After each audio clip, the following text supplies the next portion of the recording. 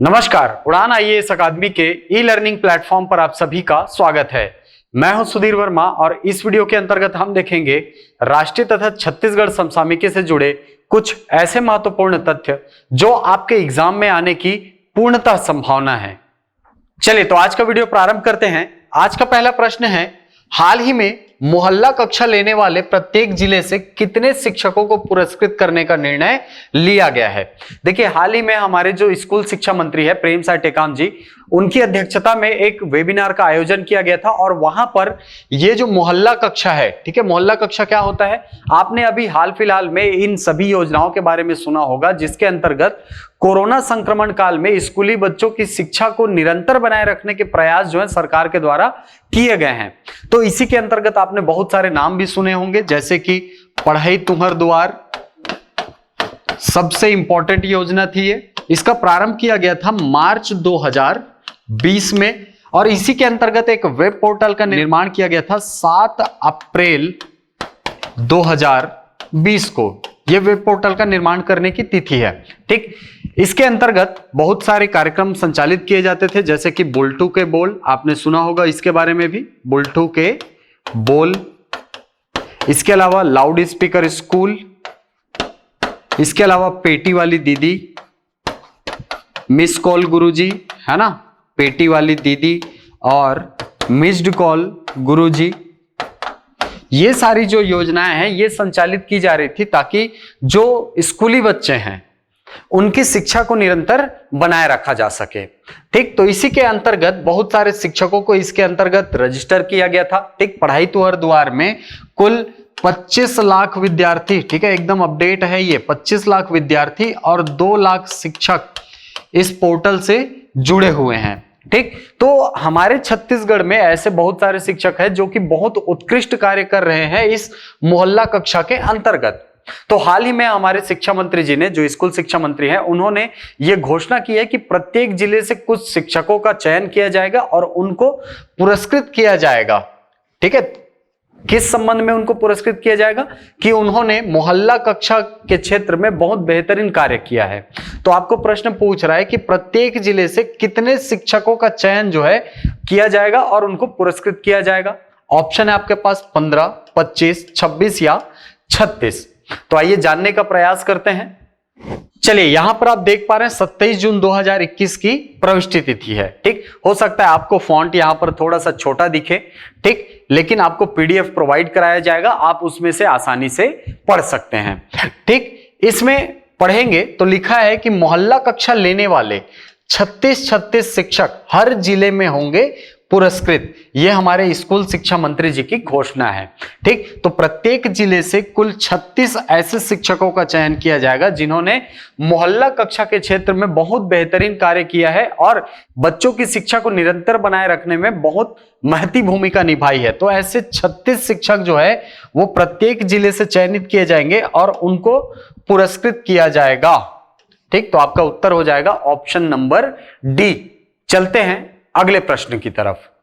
चलिए, अगला प्रश्न है, मछली पालन करने वाले किसानों को कितनी यूनिट तक बिजली निःशुल्क उपलब्ध कराने का प्रावधान किया गया है, ठीक। आपको पता होगा कि हाल फिलहाल में मछली पालन और लाख उत्पादन, इन दोनों को कृषि का दर्जा जो है वो छत्तीसगढ़ सरकार के द्वारा दे दिया गया है, ठीक। तो मछली पालन और लाख उत्पादन करने वाले जो लोग हैं, ठीक है, उनको अलग अलग प्रकार से सुविधाएं प्रदान करने का प्रयास जो है सरकार के द्वारा किया जा रहा है। तो इसी कड़ी में हाल ही में हमारे मुख्यमंत्री जी ने एक निर्देश दिया है, ठीक। 27 जून को एक वेबिनार हुआ, 27 जून को, और इसी के अंतर्गत हमारे जो मुख्यमंत्री है भूपेश बघेल जी, उन्होंने ये घोषणा की है कि मछली पालन करने वाले जो लोग हैं उनको निःशुल्क बिजली जो है वो प्रदान की जाए। आपको प्रश्न में पूछ रहा है कि कितनी यूनिट बिजली जो है वो मत्स्य पालन से जुड़े हुए लोगों को निःशुल्क प्रदान की जाएगी। ऑप्शन है आपके पास 7000 यूनिट, 7500 यूनिट, 6500 यूनिट या 5500 यूनिट। तो आइए जानने का प्रयास करते हैं कि कितनी यूनिट बिजली मत्स्य पालन से जुड़े हुए किसानों को निःशुल्क प्रदान की जाएगी। चलिए, तो यहां पर आप देख पा रहे हैं अभी जो 27 जून को, जैसा कि मैंने आपको बताया, 27 जून को जो वेबिनार का आयोजन हुआ था उनमें कुछ कुछ जो महत्वपूर्ण बिंदु थे वो यहां पर लिखे हुए हैं। ठीक, इसको आप चाहे तो पढ़ सकते हैं। ठीक, यहीं पर जब आप तीसरे लाइन में पहुंचेंगे तो यहां पर लिखा है कि मछली पालन करने वाले किसानों को 7500 यूनिट तक बिजली निःशुल्क उपलब्ध कराई जाए। ठीक है, ये मुख्यमंत्री जी का निर्देश है। उन्होंने प्रावधानित किया है कि 7500 यूनिट बिजली जो है वो जो मत्स्य पालन से जुड़े हुए लोग हैं उनको निःशुल्क प्रदान की जाएगी। तो यहां से आपके प्रश्न का उत्तर क्या हो जाएगा? Option number B. Option number B में लिखा है 7500 यूनिट। ठीक, तो 7500 यूनिट जो है मछली पालन से जुड़े हुए लोगों को निःशुल्क प्रदान किया जाएगा। चलते हैं अगले प्रश्न की तरफ।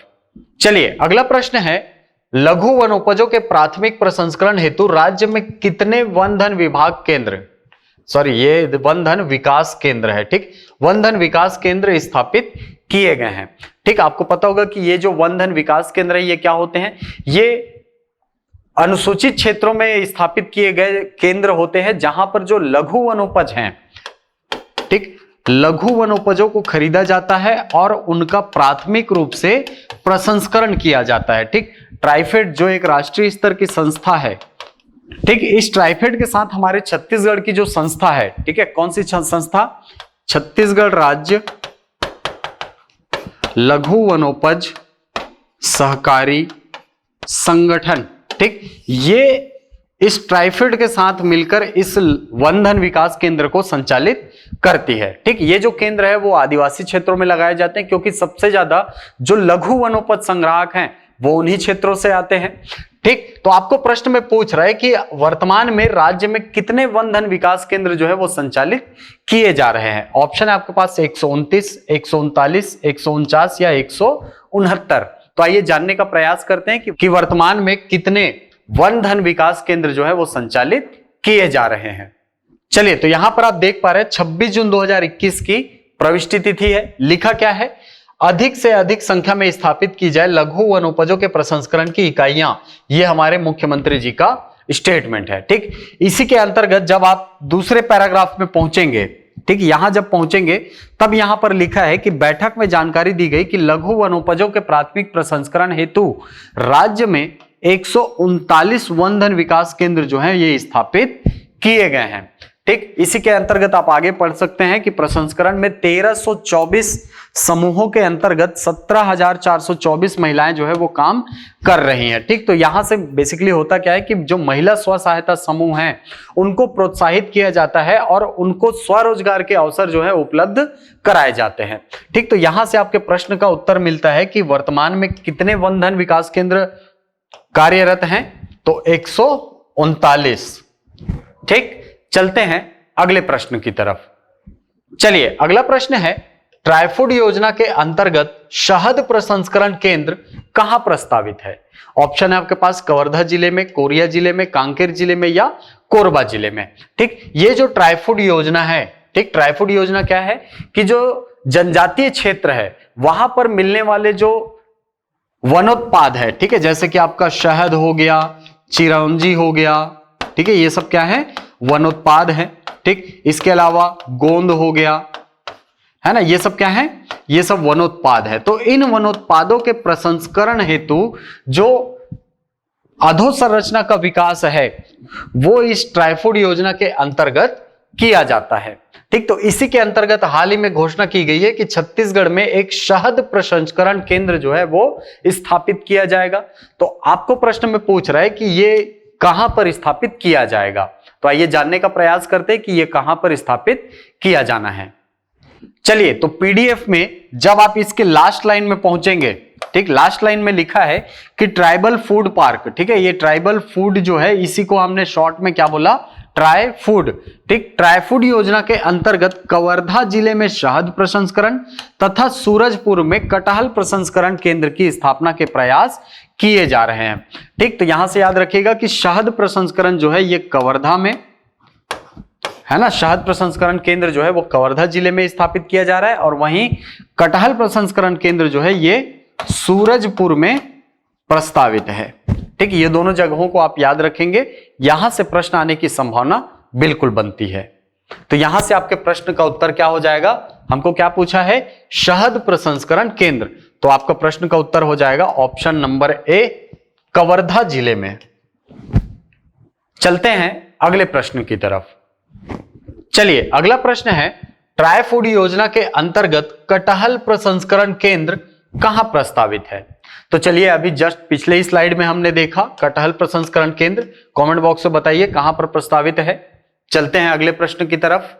चलिए अगला प्रश्न है, छत्तीसगढ़ के हर्बल उत्पाद अब छत्तीसगढ़ हर्बल्स के ब्रांड नाम से ऑनलाइन प्लेटफॉर्म अमेजन ऐप पर उपलब्ध हो गए हैं। इन उत्पादों की संख्या कितनी है? देखिए आपको पता होगा कि हाल फिलहाल में जो छत्तीसगढ़ के हर्बल उत्पाद हैं वो काफी ज्यादा चर्चा में रहे हैं। ठीक, अभी योग दिवस के दिन भी हमने देखा था कि बहुत सारे जो हर्बल उत्पाद हैं वो प्रतिभागियों को उपहार के रूप में प्रदान किए गए हैं छत्तीसगढ़ सरकार के द्वारा। ठीक, तो अभी हाल ही में कोरोना संक्रमण काल में भी हमारा जो छत्तीसगढ़ है, ठीक है, हमारे छत्तीसगढ़ के जो हर्बल उत्पाद हैं ये काफी ज्यादा चर्चा में रहे हैं और इम्यूनिटी बूस्टर के नाम से इन्हें प्रचारित किया गया था। ठीक है, इम्यूनिटी बूस्टर के नाम से। ठीक, ये हमारे रोग प्रतिरोधक क्षमता को, हमारे शरीर की रोग प्रतिरोधक क्षमता को क्या करते हैं, बढ़ाते हैं, बिल्डअप करते हैं। ठीक, तो हाल ही में ये जो प्रोडक्ट हैं, ये जो हर्बल उत्पाद हैं, इनको ऑनलाइन बिक्री करने के लिए अमेजन ऐप के साथ, ठीक है, अमेजन आपको पता होगा कंपनी है, एक ऑनलाइन प्लेटफॉर्म है जिसके माध्यम से सामानों को खरीदा जाता है। ठीक, इस एप्लीकेशन के साथ हमारे सरकार का एक अनुबंध किया गया है जिसके अंतर्गत छत्तीसगढ़ के कुछ ऐसे हर्बल प्रोडक्ट्स जो है वो मार्केट में उतारे गए हैं। ठीक, तो आपको प्रश्न पूछ रहा है कि ये जो हर्बल उत्पाद हैं उनकी संख्या कितनी है, कितने हर्बल उत्पाद जो है ये अमेजन ऐप पर हमारे उपलब्ध हैं। ऑप्शन है आपके पास 12, 13, 23 या 35। तो आइए जानने का प्रयास करते हैं कि कितने प्रोडक्ट्स को अमेजन ऐप पर स्थान दिया गया है। चलिए यहां पर आप देख पा रहे हैं 26 जून की प्रविष्टि तिथि है ना। लिखा क्या है, छत्तीसगढ़ के हर्बल उत्पाद अब अमेजन पर, मुख्यमंत्री श्री भूपेश बघेल बने प्रथम ग्राहक। ठीक, वन शहद, ऑर्गेनिक बस्तर काजू, चिरौंजी, महुआ लड्डू जैसे 23 उत्पाद अब अमेजन पर छत्तीसगढ़ हर्बल्स ब्रांड के नाम से उपलब्ध हैं। ठीक, तो प्रोडक्ट्स की संख्या कितनी है यहां से, 23 है। ठीक, तो आपका उत्तर क्या हो जाएगा, ऑप्शन नंबर सी हो जाएगा। चलते हैं अगले प्रश्न की तरफ। चलिए अगला प्रश्न है, प्रधानमंत्री फसल बीमा योजना के तहत खरीफ फसलों के लिए कृषक प्रीमियम राशि कितनी निर्धारित की गई है? ऑप्शन है आपके पास 2%, 3%, 4% या 1.5%। ठीक है, 1.5%।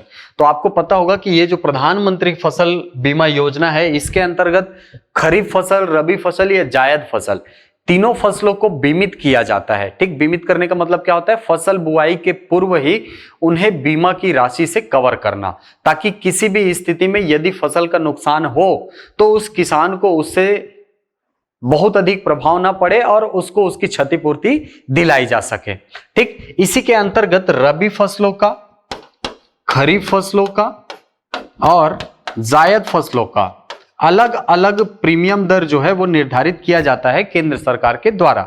ठीक, तो आइए जानने का प्रयास करते हैं कि हाल ही में खरीफ फसलों के लिए जो प्रीमियम दर है वो कितनी रखी गई है। चलिए, तो यहां पर पहला पैराग्राफ जब आप पढ़ेंगे तो आपको पता चलेगा कि किन किन स्थितियों में ये जो प्रधानमंत्री फसल बीमा योजना है इसका लाभ मिलता है। ठीक, इसमें पढ़ेंगे तो आपको पता चलेगा कि फसल को प्रतिकूल मौसम, सूखा, बाढ़, कीट व्याधि का मतलब होता है कीड़ों द्वारा आक्रमण करने पर, आपने पिछले साल सुना होगा टिड्डी दल। ठीक है, तो इस प्रकार की यदि कोई व्याधि आती है और उसके कारण फसलों को नुकसान होता है, ओलावृष्टि आदि प्राकृतिक आपदाओं से होने वाले नुकसान में वित्तीय सहायता के लिए, ठीक है, वित्तीय सहायता प्रदान करने के लिए 15 जुलाई तक फसलों को बीमा करा सकते हैं। ठीक, तो यहां पर डेट दिया हुआ है कि इस साल कब तक इसका लास्ट डेट रखा गया है। ठीक, तो यहां पर आप स्थितियां देख पा रहे हैं जो प्राकृतिक आपदा है, ठीक है, जैसे कि बाढ़ हो गया, सूखा हो गया, अल्पवृष्टि हो गया, ठीक, या कीट व्याधि हो गया, ओलावृष्टि हो गया। इन सभी स्थितियों में जो किसान है उसको फसल को कवर किया जाता है, उसके फसल को कवर किया जाता है। ठीक, ताकि उसे आर्थिक रूप से नुकसान ना हो। ठीक, दूसरा पैराग्राफ आप जब पढ़ेंगे तो इस योजना से लाभान्वित होने के लिए क्या क्या शर्तें होती है, ठीक है, या यूं बोल सकते हो कि क्या क्या अर्हताएं होती हैं और कौन कौन से पेपर्स जो है वो इसमें संलग्न किए जाते हैं, इसके आवेदन में ये लिखा हुआ है।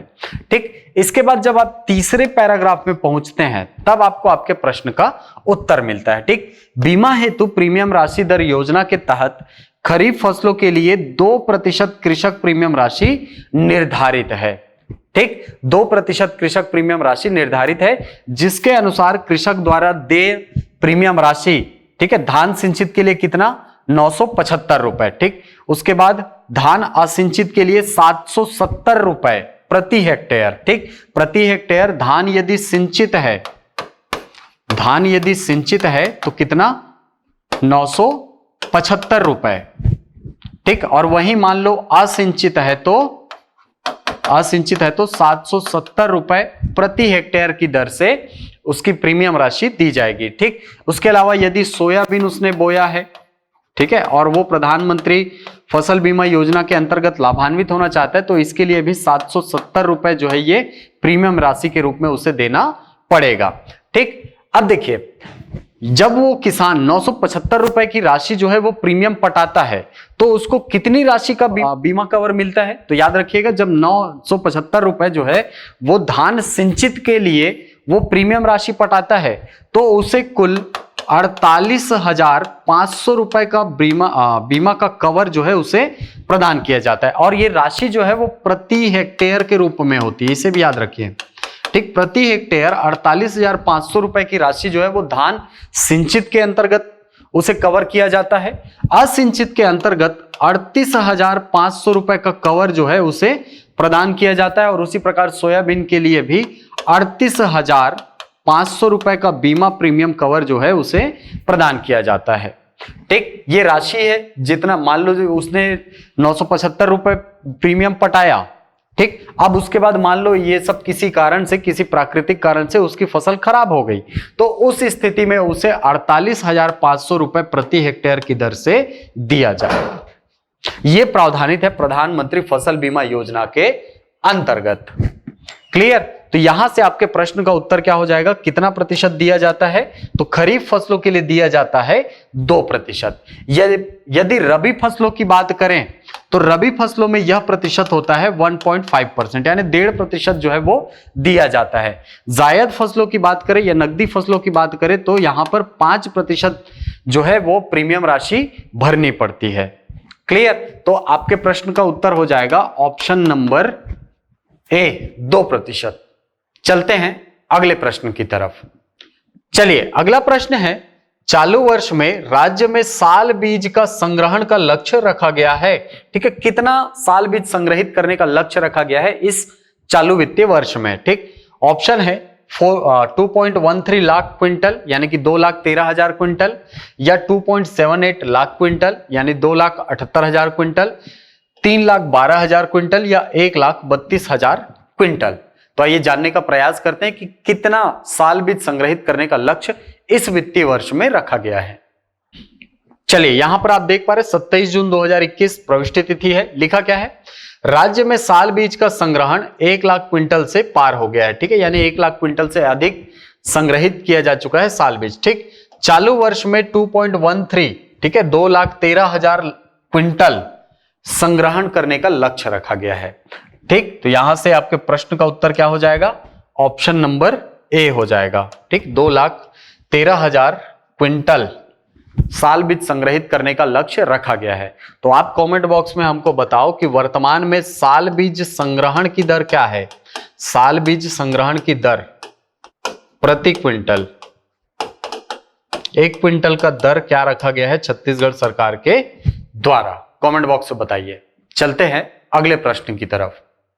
चलिए अगला प्रश्न है, टोनही प्रताड़ना निवारण अधिनियम कब लागू किया गया? ठीक, आपको पता होगा कि छत्तीसगढ़ में बहुत सारी कुरीतियां जो हैं वो विद्यमान थी एक समय। ठीक, तो महिलाओं से जुड़ा हुआ एक बहुत बड़ी कुरीति थी, कौन सी? टोनही की अवधारणा। ठीक है, टोनही की अवधारणा जो है ये बहुत खराब अवधारणा मानी जाती है हमारे यहां। ठीक, तो इसी से निपटने के लिए, ठीक है, इसके अंतर्गत महिलाओं को बहुत अधिक प्रताड़ित किया जाता है। ठीक, उनके ऊपर जादू टोना का आरोप लगाया जाता था। तो ये सारी चीजों को उन्मूलित करने के लिए छत्तीसगढ़ सरकार ने एक नियम बनाया है, अधिनियम बनाया है, जिसका नाम क्या रखा गया है, टोनही प्रताड़ना निवारण अधिनियम। आपको प्रश्न में पूछ रहे हैं कि ये कब लागू किया गया। ऑप्शन है 2005, 2006, 2007 या 2008। तो आइए जानने का प्रयास करते हैं कि ये अधिनियम कब लाया गया। चलिए यहां पर आप देख पा रहे हैं, ठीक, यहां से आप देखेंगे तो लिखा क्या है कि टोनही प्रताड़ना निवारण अधिनियम 2005। ठीक, यह अधिनियम कब आया है? याद रखिएगा वर्ष 2005 में आया है, 2005 में इसको लागू किया गया है। ठीक, तो आपका प्रश्न का उत्तर क्या हो जाएगा? ऑप्शन नंबर ए। ठीक, जो मेंस का पेपर दे रहे हैं विद्यार्थी, वो इस पीडीएफ के इस वाले हिस्से को अच्छे से पढ़ लेंगे, क्योंकि पेपर 7 जो है, ठीक है, पेपर 7 में आपका एक अलग से टॉपिक लिखा है कि छत्तीसगढ़ में प्रचलित विभिन्न नियम और अधिनियम। ठीक है, इसके अलावा महिलाओं से संबंधित अधिनियम। ठीक, तो उसके अंतर्गत ये बहुत इंपॉर्टेंट एक टॉपिक है हमारे यहां। ठीक, चलिए चलते हैं अगले प्रश्न की तरफ। चलिए अगला प्रश्न है, वर्तमान विधानसभा में लोक लेखा समिति के सभापति कौन है? ठीक, आपको पता होगा कि विधानसभा के कार्यों का संचालन करने के लिए बहुत सारी समितियों का गठन किया जाता है। इसी के अंतर्गत एक समिति होती है जिसका नाम क्या है? लोक लेखा समिति। ठीक, वर्तमान में इसके सभापति कौन है, ये आपका प्रश्न है। ऑप्शन क्या है? श्री सत्यनारायण शर्मा, श्री धनेन्द्र साहू, श्री शैलेश पांडे या श्री अजय चंद्राकर। तो आइए जानने का प्रयास करते हैं इसको। चलिए यहां पर देख पा रहे हैं आप, विधानसभा की ऑफिशियल वेबसाइट से लिया गया स्क्रीनशॉट है। ठीक, यहां पर सबसे पहली समिति जो है वो है कार्य मंत्रणा समिति। ठीक, इसके अध्यक्ष कौन है? माननीय डॉक्टर चरणदास महंत जी। ठीक, इसी में विशेष आमंत्रित सदस्य, ठीक है, किसमें? ये जो कार्य मंत्रणा समिति है इसमें विशेष आमंत्रित सदस्य के रूप में 5 सदस्य वर्तमान में शामिल है। सबका नाम आप पढ़ लेंगे, बहुत इंपॉर्टेंट है, यहां से प्रश्न पूछता है। ठीक, इसके बाद जब आप देखेंगे तो लिखा है लोक लेखा समिति। ठीक, श्री अजय चंद्राकर सभापति। तो यहां से आपके प्रश्न का उत्तर मिलता है। वर्तमान में छत्तीसगढ़ विधानसभा में लोक लेखा समिति के अध्यक्ष कौन है? श्री अजय चंद्राकर जी। तो ऑप्शन नंबर डी आपका सही आंसर हो जाएगा। चलिए तो अब आते हैं हमारे अगले सेक्शन में जो है राष्ट्रीय समसामयिकी। चलिए राष्ट्रीय समसामयिकी में हमारा पहला प्रश्न है, दिल्ली खेल विश्वविद्यालय के प्रथम कुलपति के रूप में किसे नियुक्त किया गया है? ठीक, देखिए खेल संबंधी अधोसंरचनाओं के विकास के लिए हमारे यहाँ एक विशेष यूनिवर्सिटी का निर्माण करने की बात जो है वर्ष 2019 में कही गई थी। ठीक, वर्ष 2019 में कही गई थी और वर्तमान में हाल ही में एक खिलाड़ी है जिनको इस विश्वविद्यालय के प्रथम कुलपति के रूप में नियुक्त किया गया है।